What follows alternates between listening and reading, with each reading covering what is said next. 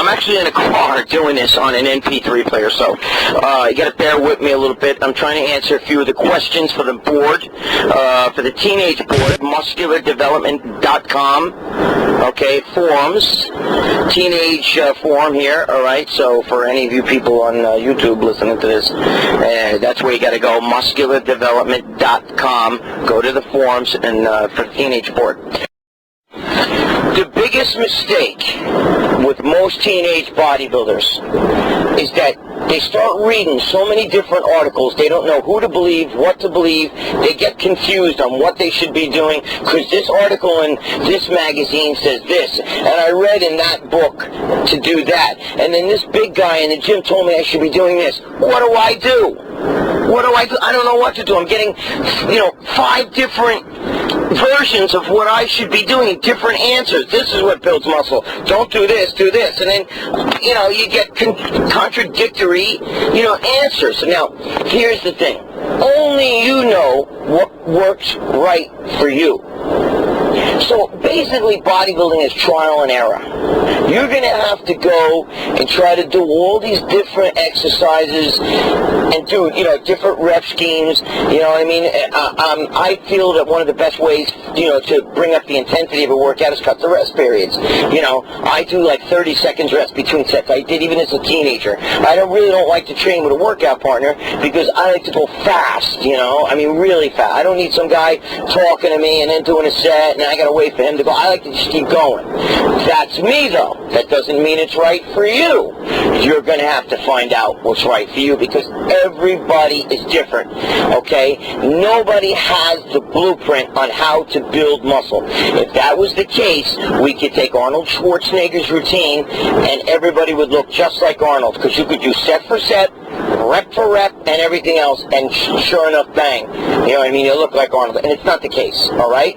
So you have to find out what's right for you. And I don't believe in going too heavy or too light. I believe in moderate weight and making the muscle do the work, okay? All that stuff about heavy weights and super heavy, you're going to get guys that are totally going to debate me on that and not want to listen to what I'm saying. But let me tell you something.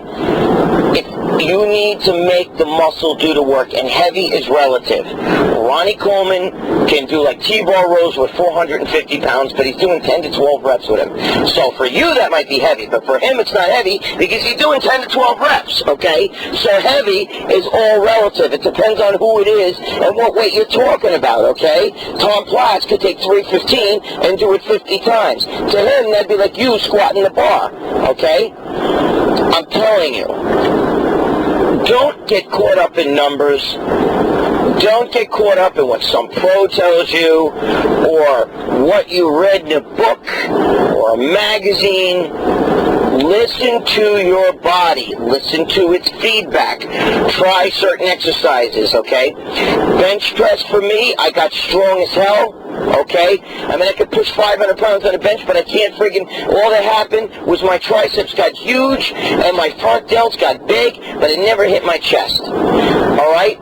So bench press wasn't right for me. Alright? I was strong as an ox on it. It was one of my best exercises for me to do as far as impressing people with weights, the amount of weight I could push. Okay? But you know what? It didn't make my chest grow. So therefore, that wasn't what I did for my chest. You have to find the exercises that work right for you and build a routine around those exercises, okay? But you have to do trial and error, and that's what it boils down to. You've got to listen to your body's feedback, okay? That's the main thing when it comes to training. That is the key ingredient. And once you know what's right for you, that's when you'll make the best gains of your life. Because most pro bodybuilders, they know just what exercises hit them. They know just how many sets, how many reps to do, just the right amount. They know everything. They're so in tune with their muscles. They know just what they have to do. You kids right now are learning. All right? It's great to read books. It's great to read magazines. But you cannot go by everything they say because they're not written by the people that they're talking about. And everybody is different.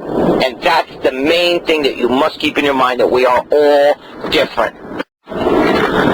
Okay, now let's talk about recovery and training frequency, because that seems to be another thing that guys are really hung up on the board about. And throughout my life, I've always heard people talking about overtraining and the importance of you need a day off here and you need a day off there. It is true that when you're in the gym, that's what stimulates the growth. Okay, that's what sets the blueprint for you to grow for the next day and or for when you're resting. Yes, it's true. You need to rest. Okay, but that doesn't mean you need a full day to rest, or it doesn't mean that, everybody's body's different. That too, you're going to have to find what's right for you.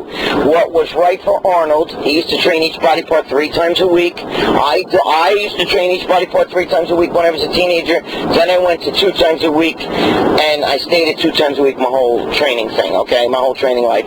But remember something. That's me, and that's Arnold. I have a lot of red fiber, okay, which is like more of an endurance type of fiber. I don't think I can overtrain. The more I train, the more I grow. But everybody's body's different. I keep saying the same thing because I'm trying to pound it in your head. There are other guys who they need to not train, only a certain amount of sets per body part, a certain amount of reps, and that's it, and they grow from that. But they found that out by making the mistake of doing volume training when volume training wasn't right for them. White twitch, the white explosive muscle is not good for volume training. That's more of a, that heavy duty type of training, okay? Not a lot of sets, not a lot of reps, like that, okay?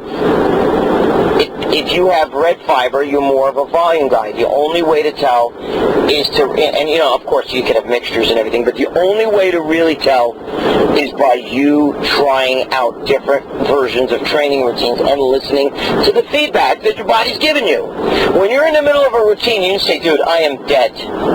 I am dead, I'm tired, I can't even do another set, I'm so shot, but I'm supposed to do 30 sets, so I got to keep going. No. Now you're not listening to your body. You got to start listening to your body. When you're hungry, it's time to eat.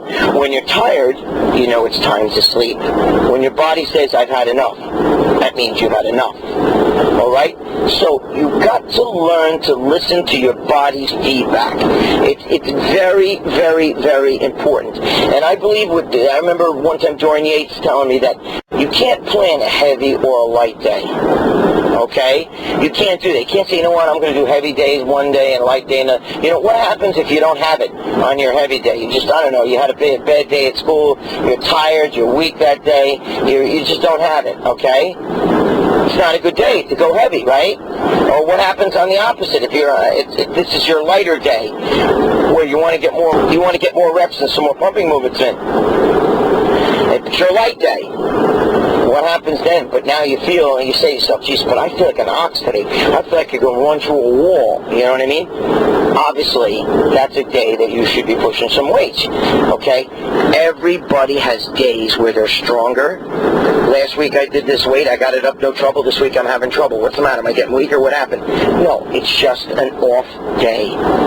Everybody has those days. It's just like one day I could sleep, another day I have trouble sleeping.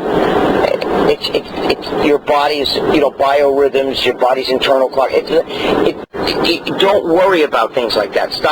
Don't overanalyze. It is what it is. Move on. My personal belief is that teenagers are young. Just like in sports, they're resilient. They come back from injuries faster. They seem to handle workloads better. So in my opinion, a teenager can get away with a little bit more training. And I feel like practice makes perfect. So I feel like a little bit more is better off for you because you can handle it. You're a teenager. All right? But you're trying to build a foundation. And right now, I feel go for it, man. Go for some, get some work done.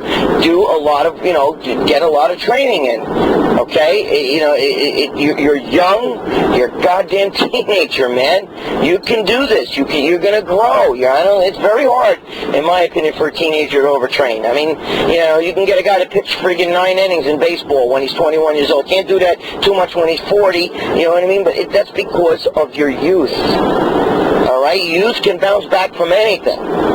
So in my opinion, I would try to push my training a little bit.